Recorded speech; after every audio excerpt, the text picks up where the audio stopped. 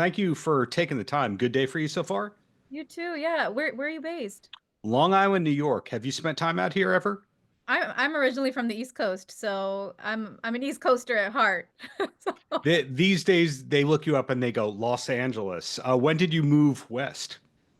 I mean, I've been here 10 years, but I will always be an East Coaster at heart. So, Yeah, I mean, you paid your dues in terms of your career, which is something I really wanted to emphasize. But first, the housekeeping, getting it out of the way. A Nice Indian Boy got a proper soundtrack release. Is that one of the first ones where you got the vinyl and that experience?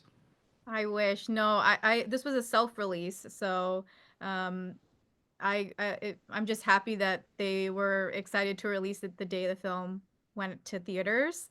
Um, and I'm like tracking it, and people are listening to it every day. So I'm like, okay, great. Like, it's exciting. Yeah, but no hard copy of it, unfortunately.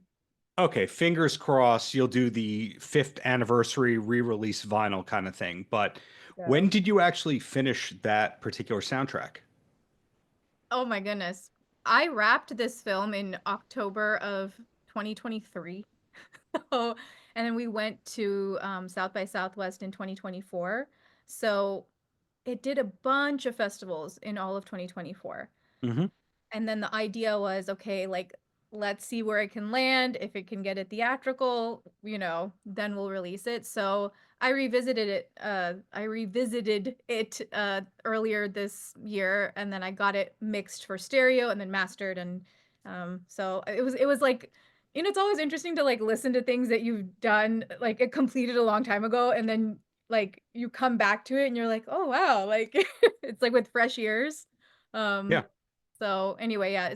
I revisited the soundtrack maybe like 2 months ago when we knew for sure that like the film was going to be released theatrically, and then planned it so that it would be on the day of the release. Gotcha. So somebody who looks you up online, obviously they see all the credits, but you're in rare company as a composer where you're actually featuring with symphonic orchestras, where there's programming built around you. Was that all along the goal to what you were doing as opposed to the YouTube piano covers? Oh my goodness, what a great question. Um, Wait, sorry, can you repeat that? That's such a good question. Well, I'll rephrase it. So, a Okay, lot of people, when I speak with composers, a lot of them are people who are in major label bands, and then they were going to get dropped or they saw the writing on the wall. And then one scoring opportunity happened, and that built a career. And you come from a very different background, and you're also very unique having done the YouTube thing.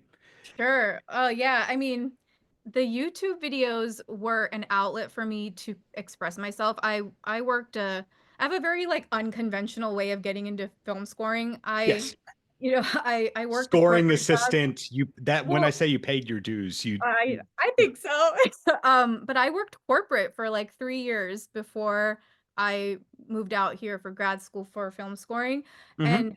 And but I started, oh my gosh, I think, yeah, you must have used a lot of people don't bring up my YouTube channel, so like, um, It's these days a lot of people, younger people especially, would think that YouTube is the most legit thing that you did. So I think it's sure. different from Oh, person how to person. interesting. Yeah, I mean, I started my YouTube channel in like 2008, and at that time, people were not even putting their face on the internet. It was like a thing. We're like, "Oh my goodness, this is the internet." Like, It's um, permanent. Yeah. yeah, and so at that time, like, oh my gosh, I did these videos where it's just my hands, and I would do these one takes, and then as time went on, I was like, all right, I'll show my face. Yeah, I that was my outlet, like to express myself truly, because I was working full time, and I was able to just come up with these classical renditions of popular songs by ear, and all of those covers are by ear. And then I actually haven't posted a video in so long. The last one I think is an original. Hmm. Um, but the whole idea of the YouTube channel was to, yeah, just to share my art in this form. I'm a performer. And then when I moved to LA, I focused so much on just honing the craft, getting really, really good at scoring to picture. So now I'm in a place where I'm like, yeah, I want to go back and I want to do both because I don't think you have to choose one or the other. So, Yeah, the classical performances with symphonic orchestras. yeah, Usually, I find that's a later in the career kind of thing. The way that we've seen Danny Elfman and John Carpenter and Hans Zimmer starting to only do that in recent years. But you right. started concurrently with your career taking off. So the earlier question was that your goal all along to be performing live in that sense? Yeah, I mean, I always wanted to do all the things, right? Like, you look at like Hans Zimmer who's touring but also scoring to picture. You see a lot of these composers who are doing both. And so it was always in my mind that it's just a different medium to express Hmm. yourself and to share your art. So yeah, it was always in the back of my mind that I would, get, what's the word? Perform live but also score to picture because they're both just two different experiences, like Yeah. the in-person or verse, I mean, if you're doing a YouTube video, it's still a live performance, is different than, watching a film that you've wrapped like a year or two ago. So it's just a different medium, but all in the same. Yeah. So it's also a very different skill set because I find, and this is a compliment, there's no backhanded thing to it. A lot of composers themselves are not excellent instrumentalists. So therefore, performing in a theatrical setting with an orchestra may be too much attention to their playing. In your case, you're actually an instrumentalist. That's Yeah. very unique, I find, for composers these days. Yeah, I mean, I had really great teachers growing up, but the one teacher who really um like gave me the confidence that I could do this as a career was a teacher who I studied with when I was a kid, and she was in her 70s at the time, and I actually got to connect with her a few years ago, and she's in her 90s. Hmm. Um, she had gone to Juilliard, like super strict, but like I needed that, and like I was doing competitions and recitals and adjudications and like the whole nine, and she really prepped me for conservatory. But then I went to George Washington University. I studied economics and I minored in music, but I had a piano scholarship. So I was able to do, all the things. But yeah, I'm a performer first and foremost. So I'm just happy that I can kind of then play on all my scores and like, Yeah. do all the things. Are you able to work on multiple scores at the same time? Oh yeah, it's part of the job, you know. Not ever. I have to rudely interrupt you there. A lot Well, of composers I'm speaking with can't do more than one project at a time. oh, I mean, I think it's just like a time management thing. Hmm. I worked for a composer for so long, Blake Neely for 5 years. Oh, yeah, yeah. And so we were working on multiple projects a week. So it's just that's kind of how I got into it. And you just have to be really good at managing time. Blake was the tie-in to Arrow. Yes. After I graduated, I was like freelancing with a couple of composers.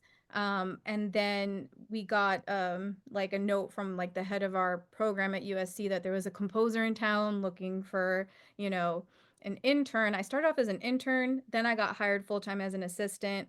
I was arranging, and then I got hired to write additional music. So I got to write on all of the superhero shows.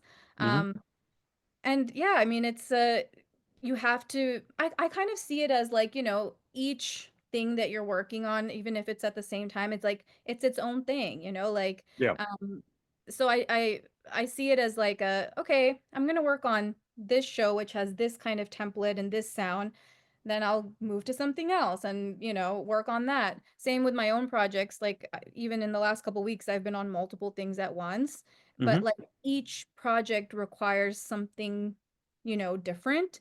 So I see it as like, okay, I'm gonna work on this and take a little break, then I'll work on the other thing, take a little break, and that's kind of how I at least that's how I manage. Yeah, you mentioned another buzzword keyword, and that's USC. And Mhm. back in the day, it used to be everyone legit was coming from Berkeley or dropped out of Berkeley after 2 years, and then they moved west. And now I'm finding most of the composers seem to be from USC. Gordy Hobb is one example, etc. A lot of the people in your program, are they also steadily working like you? Not saying you're competing, but you're seeing a lot of USC alums out there, or is it just me? No, I mean, yeah, I do see a lot of USC alums out there working, and when I was looking at programs, like film scoring programs after I had graduated and I was working, I looked at Berkeley and I looked at USC, and those were the two that caught my eye and my attention. And the beautiful thing about USC is that we were connecting with the filmmakers that were literally right across the way, you know, and many of my collaborators are those people, those friends that I met a decade ago. So yeah, it's been wonderful. And like I'm in touch with, you know, some of my classmates and then classmates that came before or, you know, people who came after and did the program. So it's it's great because you're in LA, you're, you know, I think there is some value in being in the city where a lot of the conversations are happening and you know, and then the adjunct faculty has been like so supportive and great. They helped me like, you know, connect with other people, connect with other composers. Hmm, So yeah, I think that program is it's the reason I was able to get the job with Blake. So gotcha. So you called out earlier, you're an East Coaster by nature. Whereabouts did you grow up on the coast? I'm from like the DC metro area. So I was like in Maryland, then Virginia, then I went to school in DC and back to Virginia. Now I've been here for a decade. So I just taught this to my wife about 15 minutes ago. You call it correct me if I'm wrong here, the DMV area. We do call it the DMV. Okay. Is your wife from the East Coast? Yeah, Jersey Shore. I mean, what can you do? They're out there. But, back to you, a vibrant music scenes out there between Delaware, Maryland, Virginia, et cetera. Did you grow up seeing a lot of live music, or your conservatory classical background kind of prevented that? No, I mean, well, I grew up in a very small town, but I grew up in a very musical household. Hmm. So my parents were always playing, like they love karaoke. Hmm. Um, so they were always playing some kind of music in the house, whether it was like Bollywood or Hmm. Western classical or jazz or pop or Broadway. And oftentimes, if there were concerts when I was younger, it'd be like the Indian concerts where like playback singers from India would be doing like tours in Washington, D.C. and or like US tours. And so we would drive like the 2 hours to get to DC. Um, and then as I got older, I was starting to go to more concerts, whether it was like jazz or you know, pop or again, Bollywood. Yeah. So my parents really you know, they love the arts, like they were so supportive and they wanted us to be exposed to all these different kinds of art forms. So despite growing up in a small town where there wasn't as much like locally, like they made it work. Like they were like, "Yeah, let's go. Let's get the kids in the car." Like So it sounds like the roots of that led to a Nice Indian Boy soundtrack in terms of how it's East meets West with the influences. 100%. I feel like Yeah. that film is like a cult, like a conglomeration of who I am, you know, like born and raised here, but my roots are in India, and it was Right. just so wonderful to be able to combine the two.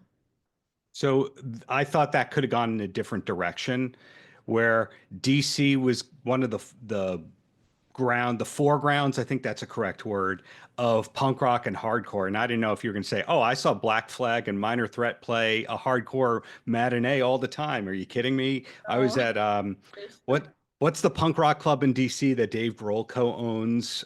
there's a Not couple. I mean, 930 Club, is that? I've been to 930 Club. Yes, it's a great venue. Yeah. Sure. So, two quick questions and then I'll let you go. And the first one is, A Nice Indian Boy to us is a new film. It only came out, a week and a half ago, and the soundtrack around then. But how many projects ago is that for you? It's a few. It's a few projects ago, but like I got to revisit the soundtrack just, you know, a couple months ago, so that was lovely. So I was able to revisit and make the soundtrack sound exactly how I wanted to make it sound, you know, and then get it mastered and now it's out. So Got it. Well, the follow-up to that, are we allowed to know what's next, or do we just have to wait for Variety.com or the Hollywood Reporter to announce it? there are a few things in the works that like haven't been announced and I I'll let my filmmakers announce it first. Hmm. Um, but I did a DreamWorks project. It's Oh, so lovely. It's animated, of course. That's going to be coming out this year. That soundtrack is done. So it's a short. It's all wall-to-wall music. Um, so that I can share because that soundtrack is complete. Now it's just a matter of when they release it. And then I have a couple of other films. And I just can't say everything, but yeah, but there are a few things that will be out. So there'll be a lot more music that's coming out this year. so keep checking IMDb and our Instagram, and that's how we'll know when we can know. Okay. Yeah, And sure. the last question is, your job is very all encompassing. You have to use your brain and then some, patience, you're getting notes, etc. How do you decompress? Oh my gosh, such a great question because you're so right. Like it's a lot. Um I this is like new. I just started this 2 years ago. I started weightlifting and it's like and I went this morning too and it's like the best way for me to decompress because Hmm. you're lifting so heavy so you have to be so present, but it's also like really empowering and that's kind of been my like my oh my goodness, like my therapy in a way. So like that's one way I decompress. And I started journaling also a couple years ago, and that helps me just get whatever is up here, just pen to paper.